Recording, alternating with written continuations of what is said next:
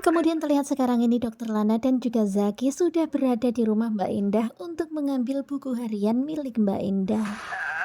Kemudian ibunya Mbak Indah pun menceritakan kalau Indah melakukan itu karena terpaksa di bawah ancaman seseorang.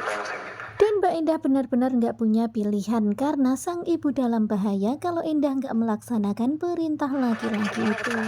Kemudian si ibu pun memberikan ciri-ciri laki-laki itu dan kemudian Lana bilang kok ciri-cirinya mirip Galang. Sementara itu terlihat Aksa dan juga Amira sekarang ini benar-benar panik banget karena Damar akan mengambil Sasa dari mereka. Perjuangin tanah kita. Kemudian terlihat Aksa yang berusaha meyakinkan Amira kalau dia dan juga Amira pasti akan memperjuangkan Baru Sasa. saja meninggal dunia, Bos. Kemudian berpindah ke Galang. Galang begitu sangat kaget mengetahui sebuah kabar tentang meninggalnya Mbak Indah. Zaki dan Dokter Lana. Kemudian anak buah Galang pun memberi kabar buruk mengenai Zaki dan Lana yang sekarang ini berada di rumah Mbak Indah. Menuliskan semua Ternyata Mbak Indah menuliskan semua yang dia lakukan di buku harian dan mengetahui itu tentu saja Galang pun kaget. buku harian milik dia. Karena ternyata semua yang dilakukan Mbak Indah ditulis di dalam buku harian itu. Galang pun jadi ketar-ketir. Kemudian Galang pun langsung mengajak Hilda untuk beraksi, tetapi Hilda dia tuh mendapat sebuah chat kemudian dia pura-pura sakit perut.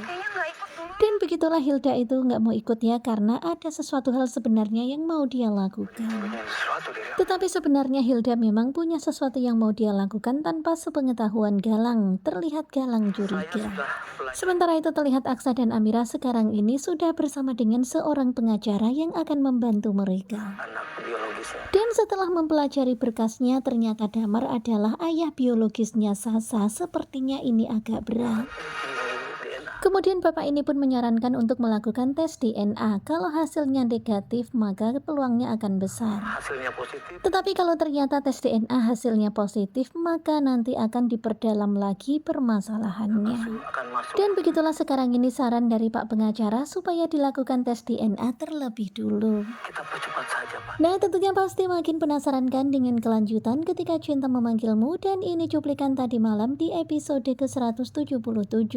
Bagaimanakah kelanjutannya? Stay tune terus bersama dengan Gugu Coba. Terima kasih buat kalian yang sudah selalu setia dan jangan lupa nantikan video selanjutnya. Dan sepertinya bakalan semakin seru jadi jangan lupa stay tune nonton terus ketika cinta memanggilmu. Terima kasih buat kalian dan bye-bye.